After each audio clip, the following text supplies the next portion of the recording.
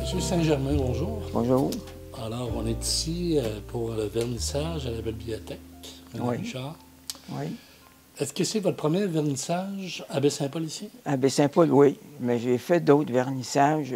Moi, je viens de Laval, et puis j'ai fait d'autres expositions un peu partout à Montréal, surtout avec une galerie. Et puis, étant donné que j'ai exposé beaucoup, un petit peu après la pandémie, bien, les regroupements étaient interdits. Donc, il n'y avait pas de vernissage. Mais j'ai déjà fait des vernissages collectifs parce que j'ai participé à des expositions collectives. Mais ici, à Baie-Saint-Paul, c'est la première fois, oui. Qu'est-ce qui fait qu'on décide de venir exposer ici? Parce qu'à Baie-Saint-Paul, c'est un endroit qui est reconnu pour les artistes. Vous connaissez déjà la région? Oui, oui. Ben oui, j'ai déjà entendu parler. J'ai déjà vu même un documentaire? Un documentaire dans le journal Le Devoir. Et puis, il y avait une artiste qui était venue s'établir à Baie-Saint-Paul, faire un atelier de création. Donc, je me suis dit, bien, je savais que Baie-Saint-Paul était reconnu pour la place artistique. Donc, je me suis dit, je vais tenter ma chance. Je vais pourquoi pas? J'ai déposé mon dossier et puis ils m'ont accepté. OK. Alors, vous, ça fait combien d'années que vous faites de la peinture? Bien, j'ai commencé en 99 par la photographie noir et blanc artistique, avec ma chambre noire. Tout, je faisais des montages, je faisais mes développements. Et puis, un jour, j'ai été au vernissage d'un peintre qui restait à Laval, qui demeurait à Laval à l'époque. Il avait son atelier, puis il faisait on pouvait aller peindre avec lui. C'est lui qui m'a initié à l'abstraction géométrique. Puis là, petit à petit, j'ai commencé, j'ai développé, j'ai participé à des expositions avec lui, à des symposiums, tout ça. Puis suite à son décès, j'ai rejoint la galerie Le Hangar à Montréal. Puis là, j'ai poursuivi des expositions individuelles de solo, un peu partout. J'ai exposé à Chicago, à New York, Vancouver, Toronto, à Québec, puis à Montréal. Des expositions individuelles puis collectives. Alors, quand vous avez commencé directement dans l'abstraction?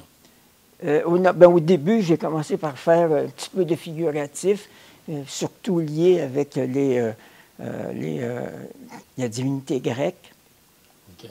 Et puis là, petit à petit, j'ai commencé à faire ça. Mais pour faire des toiles de divinité grecque, ça devenait un petit peu comme si je faisais de la photo.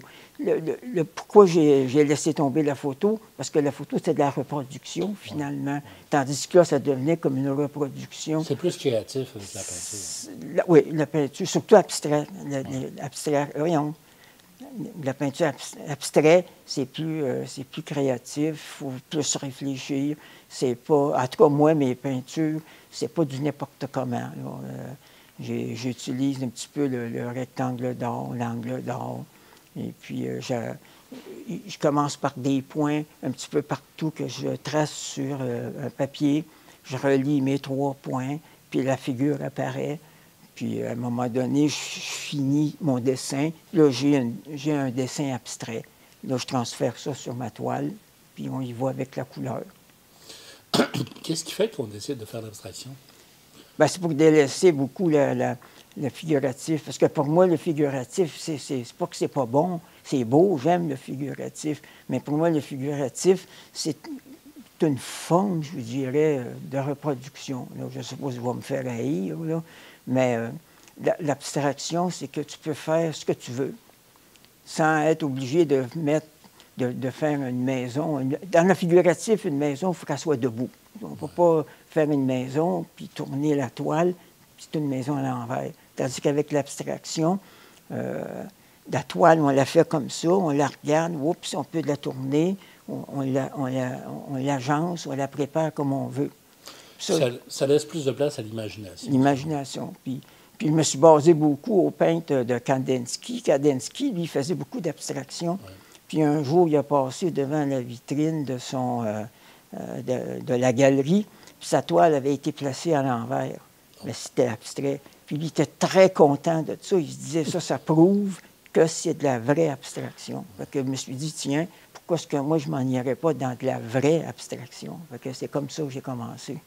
Est-ce que ça vous arrive, après avoir fait un tableau, de dire, bien, on le tourne, puis Oui, finalement, ben, ça va être oui, comme ça? oui, oui, ça m'est arrivé une couple de fois où, après avoir fait un tableau, je la tourne.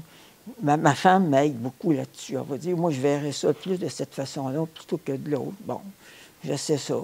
C'est pour ça que ma signature est sur le côté, parce que si la signature est en avant, Là, ça vous laisse plus le choix. ça ne laisse plus le choix, là, ça donne le sens. Puis c'est pas ça que je veux. Je ne veux pas donner un sens, là, finalement. Et on voit vos œuvres, c'est très coloré. Oui. Qu'est-ce qui fait qu'on travaille avec plusieurs couleurs? Bien, d'après moi, c'est pour faire exactement le contraire de la photographie noir et blanc que je faisais. Okay. Parce que la photographie était noir et blanc. Et puis, je me suis dit, bien, on va mettre de la couleur, parce que la couleur, dans l'abstraction, la couleur puis l'équilibre des formes, c'est ça qu'il faut respecter le mieux.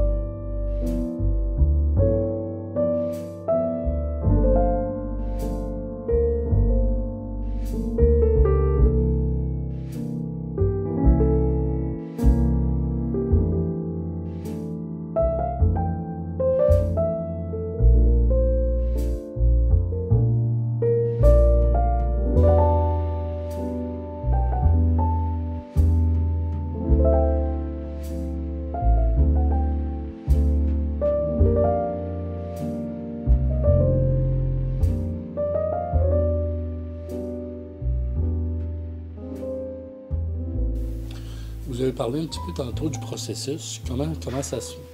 Quand vous arrivez avec votre toile, là, Oui. est-ce que vous avez déjà une idée d'avance qu'est-ce que vous allez faire? Plus ou moins. Ça progresse. Hein? Ça progresse. C'est que ce que j'ai fait avant, je plaçais je découpais sur carton des formes, je plaçais ça, puis je dessinais.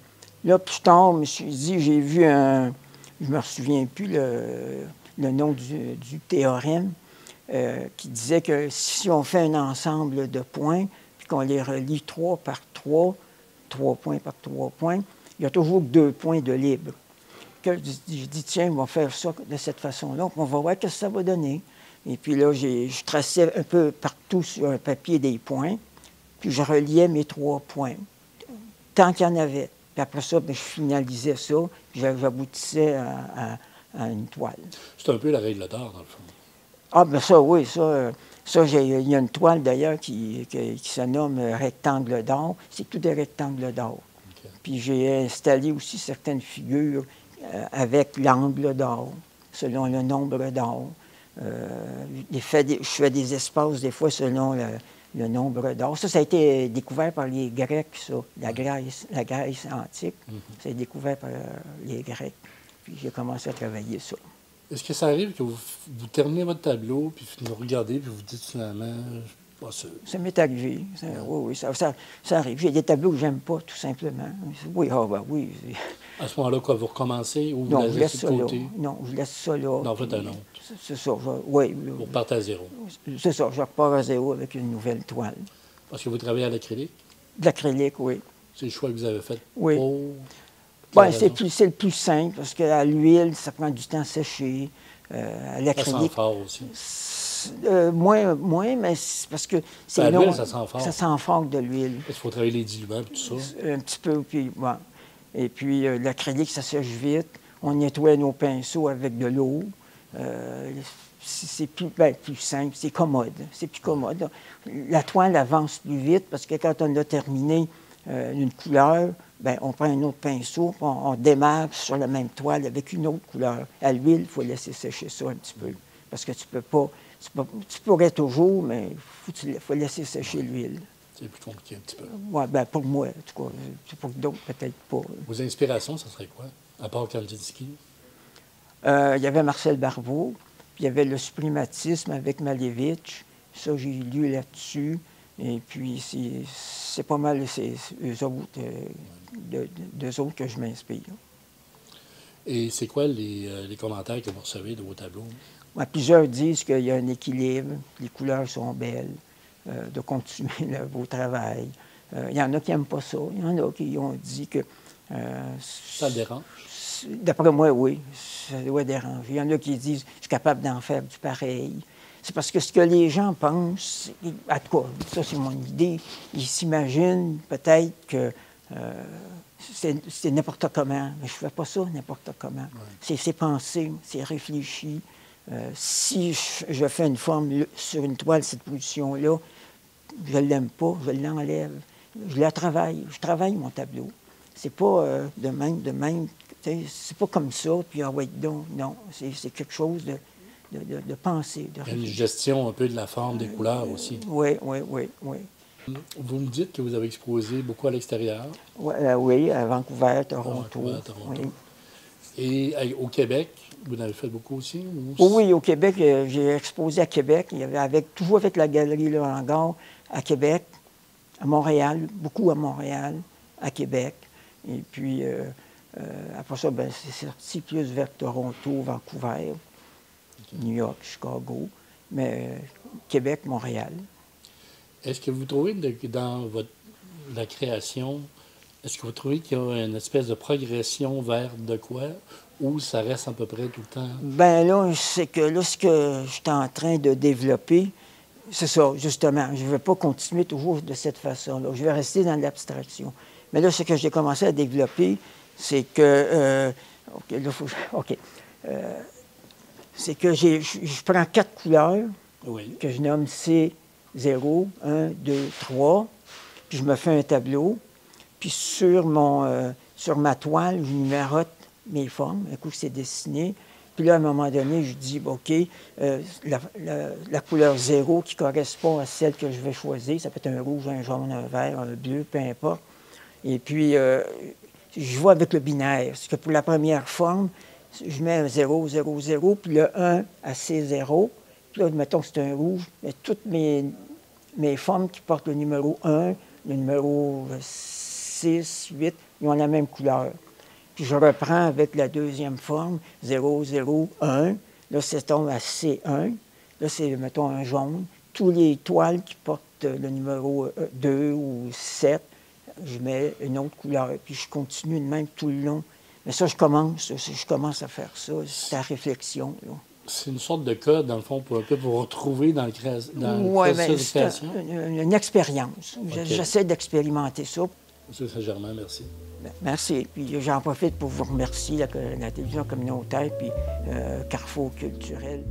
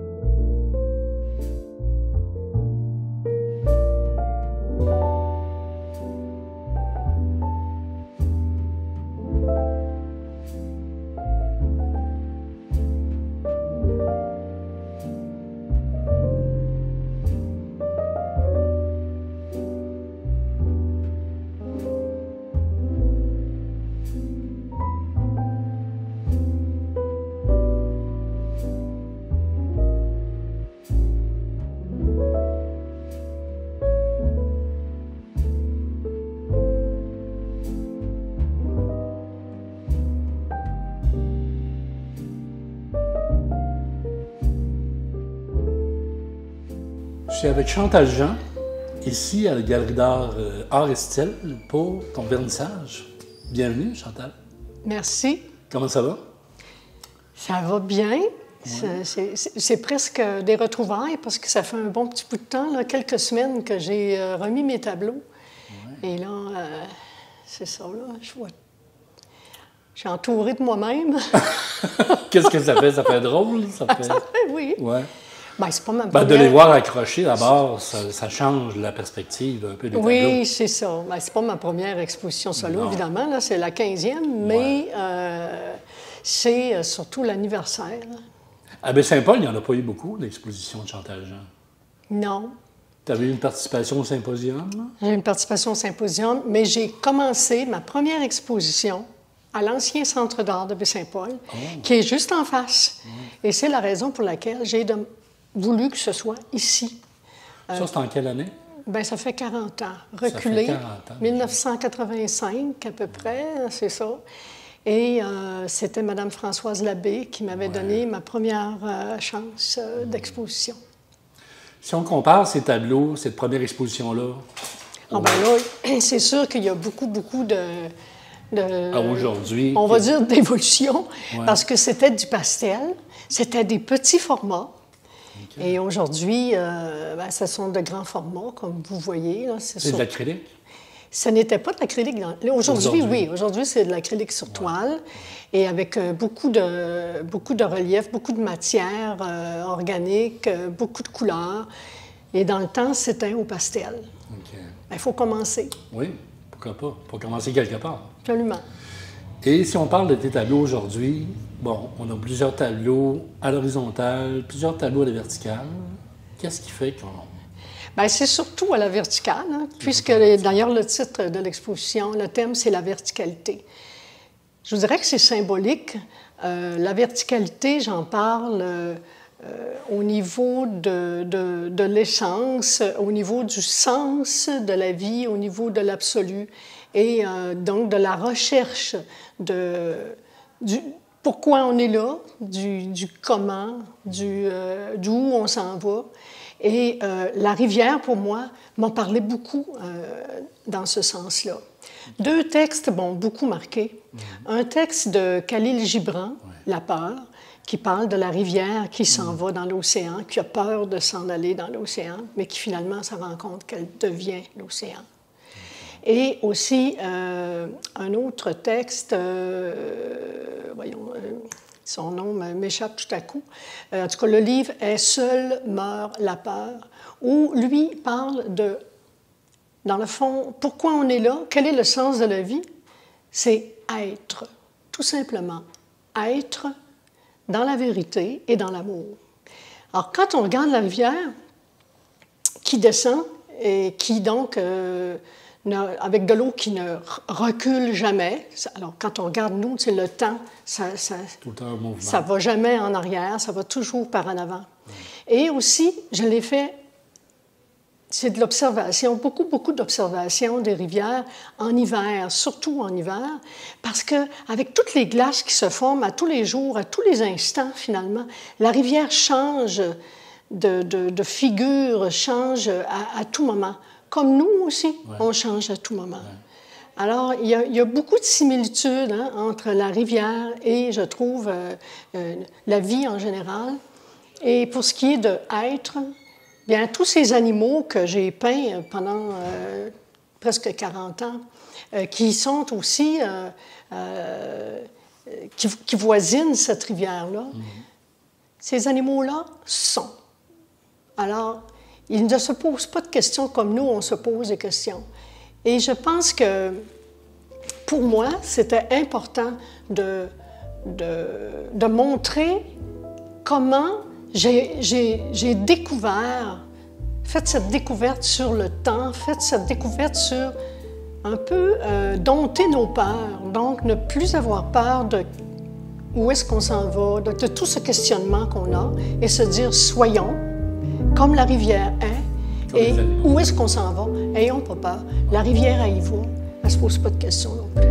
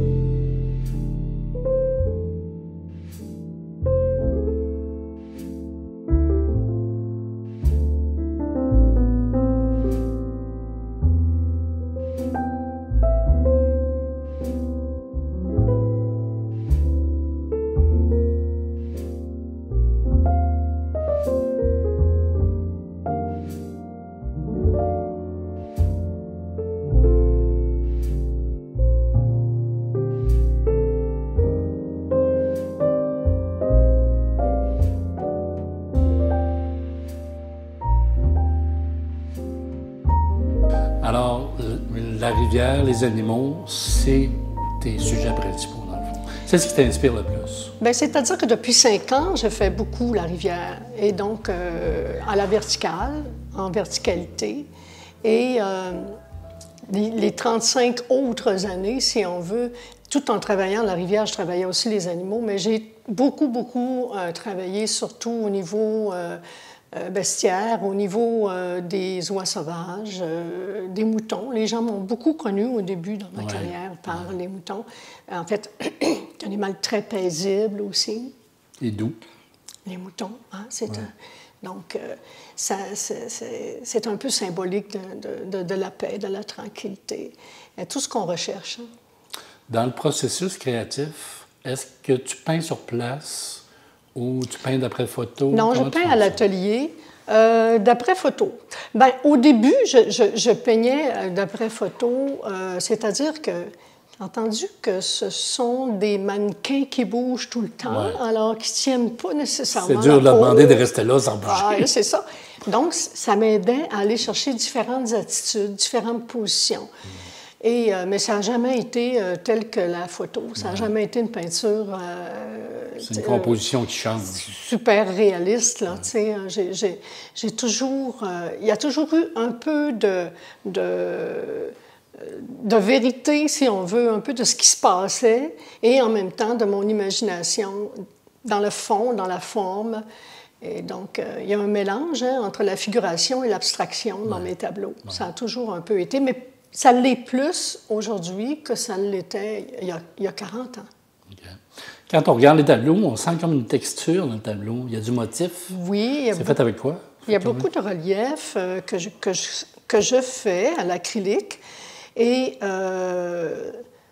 moi, j'ai été beaucoup inspirée aussi par tout ce qui est organique et aussi tout ce qui est roc, la roche, la pierre. J'ai une collection de pierres épouvantables à la maison, là, parce que je pêche le saumon. Donc, dans la rivière, je ramasse des pierres. Tout ça, je ramasse. J'ai tout ça chez nous. Et ça, c'est un peu ce que j'essaie de reproduire en même temps. Tu sais, c'est un peu comme les peintures rupestres, dans le fond. Là, tu sais, dans les grottes, là. Dans les grottes, oui. Oui. Et vers quoi on sent que ton travail s'en va? Est-ce qu'il y a une progression pour dire bien, il y en a une direction? J'espère qu'il y en a eu une depuis 40 ans. Je pense que oui. Et je pense que le travail de la rivière va m'occuper encore beaucoup, parce que dans le sens où j'aurai encore beaucoup à dire là-dessus, beaucoup à exprimer. C'est de l'illusion. C'est une façon pour nous de transmettre ce que l'on ressent. Et moi, je suis très impressionnée par les rivières, par nos belles rivières au Québec. Et je suis impressionnée aussi par le fait qu'on ait cet accès facilement à ces rivières-là et qu'on puisse en profiter comme on en profite. Là, puis j'invite tout le monde à les regarder d'une autre façon, ces rivières-là. Quand on regarde tes tableaux, on sent une espèce de plénitude, on se sent bien, on se sent détendu. Bravo! Qu'est-ce qui fait qu'on ressent ça? Je ne sais pas. Ça, c'est vous. Ouais. Je ne sais pas. C'est personnel à chacun. Mais est-ce que c'est intentionnel dans ton tableau de sentir un peu l'aspect plénitude? Vous me dites ça. Je suis contente que vous ayez ce sentiment-là. Ouais. J'espère que d'autres personnes l'auront aussi. Il y a une chose qui est sûre, c'est que si je réussissais à donner un sentiment d'appartenance à notre nature, à chacune des personnes qui les regardent, bien, ce qui nous appartient, on en prend soin. Oui. Alors, j'espère bien que ça pourrait aussi inspirer les gens à prendre soin de la nature. L'exposition ici, jusqu'à quelle date? L'exposition est jusqu'au 13 juillet. OK. Maintenant, il va sûrement rester de toute façon, en avoir. Je suis toujours... mes tableaux sont toujours à la galerie ici. S'il n'y en a pas 20, il peut y en avoir 10, il peut y en avoir 5, mais tout le monde est invité à venir voir. On invite la population à venir voir votre Oui. exposition.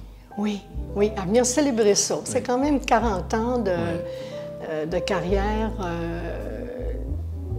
d'une petite charlevoisienne là, qui a fait, un peu comme la rivière, a fait son parcours. Oui, absolument.